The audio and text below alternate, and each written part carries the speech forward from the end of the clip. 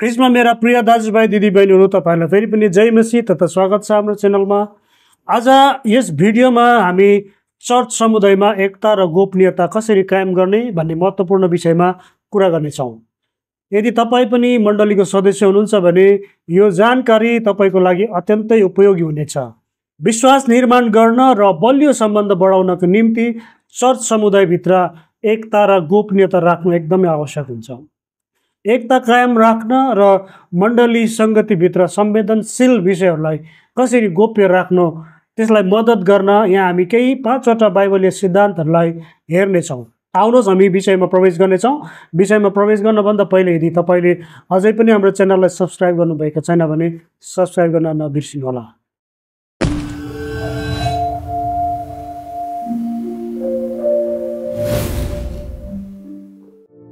पहिलो छ प्रेम र गोपनीयताको अभ्यास गर्नुहोस्। सबैभन्दा माथि एक अर्कालाई गहिरो प्रेम गर्नुहोस्, किनभने प्रेमले धेरै पापहरू ढाक्दछ। पहिलो पत्रुस 4:8 ले भन्दछ प्रेम गहिरो हुनु जरुरी छ, देखावटी होइन। सबैभन्दा गहिरो प्रेम भनेको त्यो हो जसले गोपनीयताको सम्मान गर्छ। एकअर्कालाई माया गर्नुहोस्, एकअर्काको गोपनीयतालाई सम्मान गर्न प्रोत्साहन दिँदछ।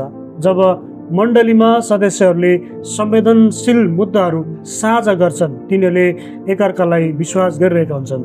साथै तिनीहरू प्रेम र गोपनीयताको साथमा एकअर्कालाई कसरी बुझ्ने, विश्वास गर्ने र यसलाई त्यो सम्बन्धलाई निर्माण गर्ने प्रक्रियामा अगाडि बढिरहेका हुन्छ। मनका भावनाहरू जतिसुकै गहिरा भए पनि केही कुराहरू केवल 1-2 जनाको बीचमा मात्रै सीमित रहनु उत्तम हुन्छ। उदाहरणको लागि येशूले पत्रुसलाई सिकाउनु भयो कि आफ्नो भाइलाई 7 गुणे 70 पल्ट माफ गर्नु, मत्ती 18:21-22 मा। हामीले पनि माफी र प्रेमको अभ्यास गरेर मण्डलीमा विश्वास र एकता बलियो बनाउन सक्छौँ। गोपनीयता सहितको प्रेम विश्वास र आत्मीयतामा आधारित हुन्छ। चर्च विवादको समाधान माफी र प्रेममा हुन्छ। जब हामी अरूलाई क्षमा गर्न असफल हुन्छ भने त्यसले रिस, कटुता र फुट ल्याउँदछ। प्रेम भनेको सबै कुरालाई बाँध्ने महत्त्वपूर्ण बन्धन हो। यसलाई हामीले व्यावहारिक रूपमा लागू गर्नुपर्छ। कसरी गर्ने भन्दाखेरि व्यक्तिगत रिस र कटुता प्रार्थनाद्वारा परमेश्वरमा सुम्पनुहोस्। माफी माग्न र दिन हामी सधैँ तयार रहनुपर्छ।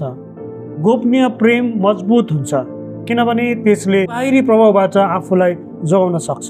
यसरी नै दोस्रो छ निन्दा र चर्चाबाट बाँच्नुहोस् र आफ्नो शब्दहरूलाई सुरक्षित राख्नुहोस्। बुद्धिमान व्यक्ति बोल्नभन्दा अघि सोच्दछ, मूर्ख व्यक्ति चाहिँ नसोचिकन बोल्छ। यसै कारण अरूको निन्दा गर्ने, बेकबाइटिङ गर्नेले विश्वासलाई धोका दिन्छ। हितोपदेश 11:13 ले यसरी भन्दछ कुराउटेले गोप्य भरोसामा आघात पुर्याउँछ तर विश्वसनीय मानिसले कुरा गुप्तमै राख्छ। यसै कारण शब्दहरूमा अपार शक्ति हुन्छ। तिनीहरू या त त्यसले चोट पुर्याउन सक्छन् या त तिनीहरूले मानिसलाई निको पनि पार्छन्। जब शब्दहरू साँचो र दयालु हुन्छ तिनीहरूले संसारलाई परिवर्तन गर्न सक्छ। गफले अर्थात् एकअर्काको कुरा गर्ने बानीले मान्छे बीचको एकता भत्किन सक्छ। हाम्रो शब्दले जीवन र एकता ल्याउनुपर्छ। तपाईले बोल्नुभएका शब्दहरू तपाईको अधिकारमा हुँदैन, तर तपाईले बोल्नु नभएका शब्दहरू तपाईको नियन्त्रणमा हुन्छ। यसै कारण इजरायलीहरूले जब गुनासो गरे मूसा र परमेश्वरको योजना विफल पार्ने प्रयास भएको हामी देख्दछौँ गन्तीको पुस्तक 12:1-2 मा। तर गफसपको सट्टा अर्थात् अरूको कुरा गर्नको सट्टा व्यक्तिगत रूपमा हामी प्रार्थना गरेर यसको समाधान खोज्नुपर्छ। चर्चमा सकारात्मक कुराकानीलाई हामीले प्राथमिकता दिनुपर्छ या त यस्तो बानी बसाल्नुपर्छ। यी कुराहरूलाई हामीले बढावा दिनुपर्छ।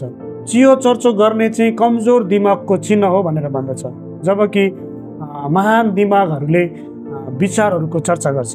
यसै कारण कसैको बारेमा नराम्रो कुरा गर्दा याद गर्नुहोस् तपाईले आफ्नो चरित्रलाई परिभाषित गरिरहनु भएको हुन्छ, उसको होइन। तेस्रो छ उत्तरदायित्व र एकतालाई प्रोत्साहन गर्नुहोस्। जसरी फलामले फलामलाई तिखार्छ भने चाहिँ त्यसरी नै एक व्यक्तिले अर्कोलाई तिखार्दछ। हितोपदेश 27:17 ले भन्दछ एकता त्यहाँ जन्मन्छ जहाँ प्रत्येक व्यक्तिले आफ्नो उत्तरदायित्व इमानदारीपूर्वक पुरा गर्छ।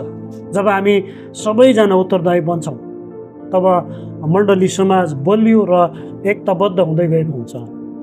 हामी एकअर्कालाई प्रेममा जवाबदेही राखेर चर्चको एकतालाई बलियो बनाउन सक्छौँ। उदाहरणको रूपमा प्रेरितहरूले पवित्र आत्माको मार्गदर्शनमा चल्दा चर्च वृद्धि र तिनीहरूको एकता अनुभव गरेका थिए। प्रेरित 2:42-47 तिनीहरू सबै कुरो एकसाथ गर्थे भनेर हामी पाउँदछौँ। यसै कारण हामी सामूहिक रूपमा शक्तिशाली हुनु हो भने हामीमा एकताको आधार हुनपर्छ अनि एकअर्कामा हाम्रो उत्तरदायित्व हुनपर्छ। यसै कारण व्यक्तिगत र सामूहिक प्रार्थनामा हाम्रो निरन्तरता भइरहनुपर्छ। बाइबल अध्ययनद्वारा आत्मिक परिपक्वतामा हामी बढ्दै जान सक्छौँ र त्यो कुरालाई हामी हाम्रो जीवनमा हासिल गर्न सक्छौँ। हामी हरेकले आफूले गर्नुपर्ने जिम्मेवारी पुरा गरेमा मात्र हाम्रो समुदाय अर्थात् मण्डली एकताबद्ध र सफल बन्छ। यसैले चौथो छ नम्रता मार्फत एकतालाई प्राथमिकता दिनुहोस्। एकता तब मात्र टिक्छ जब हामी नम्र भएर एकअर्कालाई सम्मान दिन्छौँ।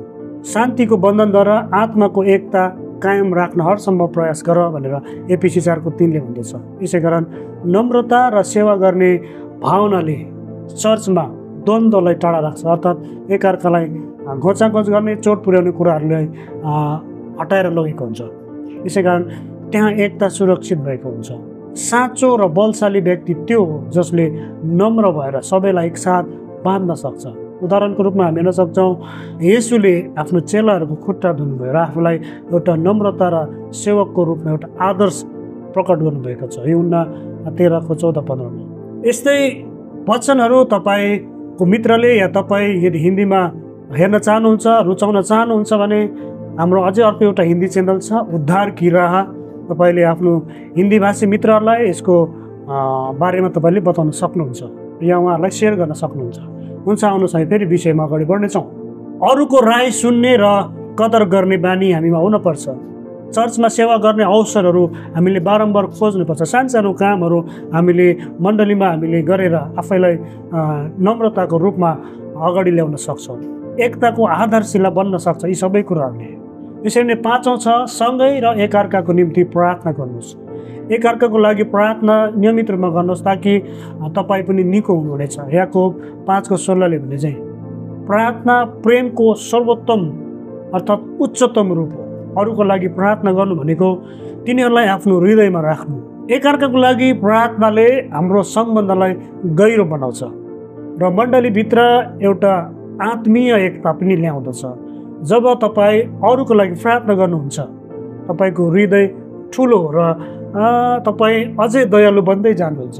प्रार्थना चाहिँ हाम्रो एउटा सहयोगको अदृश्य हात हो जसले अरूलाई मद्दत गरिरहेको हुन्छ। या त हामी टाढैबाट भए पनि अरूलाई मद्दत गर्न सक्छौँ।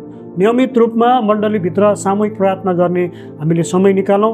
तपाईँले निकालिरहनु भएको छैन भने सामूहिक प्रार्थनाहरूमा तपाईँ सहभागी बन्नुहोस्। समस्याहरूको समाधानको लागि एकअर्काको निम्ति प्रार्थना गर्ने अर्कालाई प्रार्थनामा सम्झने गर्नुहोस्। यसरी यी 5 बाइबलीय सिद्धान्तहरू अपनाउँदाखेरि मण्डलीमा एकता, विश्वास र प्रेम बढ्दछ। यसै कारण आजको यस भिडियोमा हामीले यो सिकेका छौँ आफ्नो स्वार्थ मात्र सोचेर होइन अरूको भलाइको लागि पनि हामी सोच्ने गरौँ। फिलिपी 2:3-4।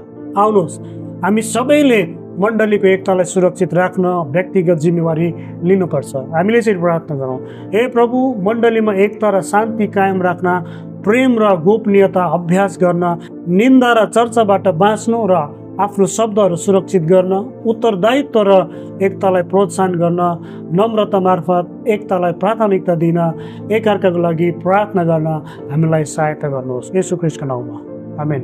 हुन्छ, भिडियोलाई अन्तसम्म हेर्नुभएको लागि तपाईँहरूलाई धेरै धेरै धन्यवाद। आउने भिडियोमा हामी फेरि पनि अवश्य भेट्ने नै छौँ। तबसम्मको लागि बिदा चाहन्छौँ। जय मसीह।